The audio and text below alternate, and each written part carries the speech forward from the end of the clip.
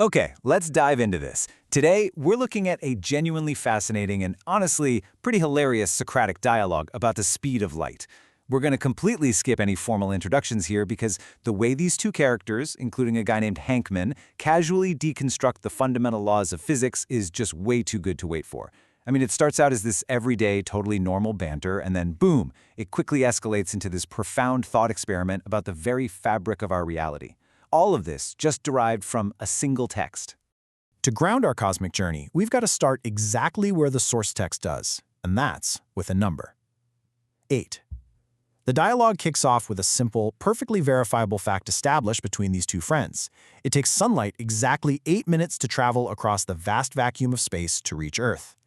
Now, it's a piece of astronomical trivia you've probably heard a million times before, but here it sets the stage for a massive logical leap. Section 1. The 8-minute delay. Let's take a quick look at the mundane consequences of this travel time.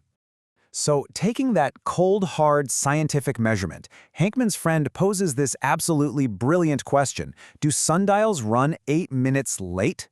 I mean, seriously, think about the logic here. It's delightfully absurd, right? But it's perfectly deduced from their initial premise. If the sun's position is what dictates the shadow on the dial, and we, down here, are only seeing the sun where it was 8 whole minutes ago, well then technically, yeah. By the standard of literal, instantaneous reality, the sundial is perpetually tardy. It's such a clever, inquisitive way to frame the strict physical constraints of our world. Section 2. Why not faster? Time to question the limits. Now, what's really interesting about this slide is the sheer audacity of the quote on it. Light could hurry up a bit. It is incredible. I mean, they are literally treating the ultimate cosmic speed limit, the universal constant c, like it's just some lazy employee dragging its feet on a Monday morning. The speaker even jokingly acknowledges the effort, noting that, yeah, it means a lot of work to travel so fast.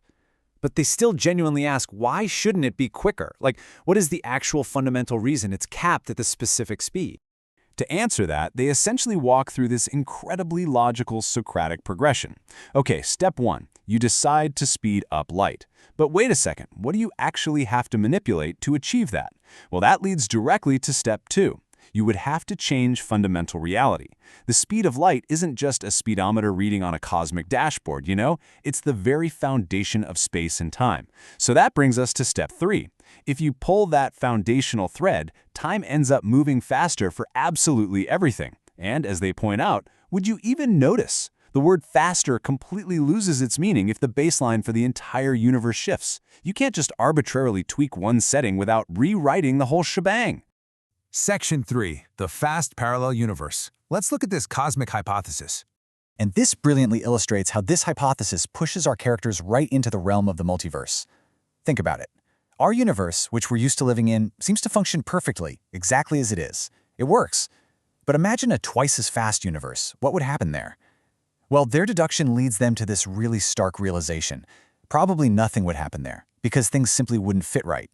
The physical laws of a universe are so intensely, delicately balanced that if you just arbitrarily double the speed of everything, the entire cosmic machinery just jams up. It falls apart.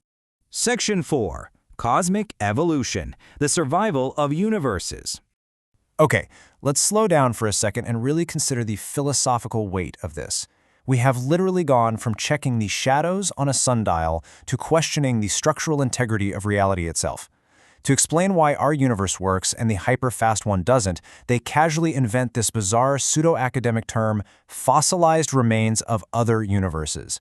They define these as the hypothetical, incredibly hard-to-find traces of failed universes that simply didn't survive the process of cosmic evolution. Do you see what they're doing? They are taking a biological concept, survival of the fittest, and casually applying it to entire multiverses. Our universe is the one that survived because its constants were perfectly tuned to function.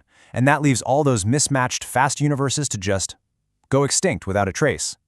And then they summarize this massive, sweeping philosophical idea with one simple, profoundly deep phrase: evolution stops at nothing. It's really the absolute peak of their thought experiment. They've essentially solved the mystery of why light travels at the exact speed it does by using cosmic natural selection. It's a breathtakingly deep thought. And right at this moment of absolute, mind-bending clarity, mundane reality aggressively interrupts them. Boom! Section 5, Practical Relativity. Time to crash back down to Earth. Literally, just as they unlock the structural secrets of the multiverse, someone suddenly blurts out that they have an appointment. The majestic cosmic concepts they were just exploring come crashing headfirst into the incredibly rigid, everyday constraint of a tight schedule, which sets up the absolute perfect final punchline: better leave 8 minutes early. It's a brilliant piece of full-circle comedic timing. It perfectly mirrors that 8-minute motif we established at the very beginning of this thought experiment. Think about it. You can't speed up light, you certainly can't construct a twice-as-fast universe, so the only thing you actually can control is your own mundane departure time. You just have to adapt to the universe's unchangeable delays. So, as we wrap up this explainer, I really want to leave you with a thought inspired directly by Hank Millman and his friend. If the universe is perfectly timed down to the exact, non-negotiable speed of a photon just to ensure that reality doesn't collapse, are you? We spend so much of our lives wishing we could just speed up the world around us. But maybe, just maybe, the fundamental constants of our lives are set exactly where they need to be for things to function properly. Definitely something to keep in mind the next time you find yourself wishing the light would just hurry up a bit.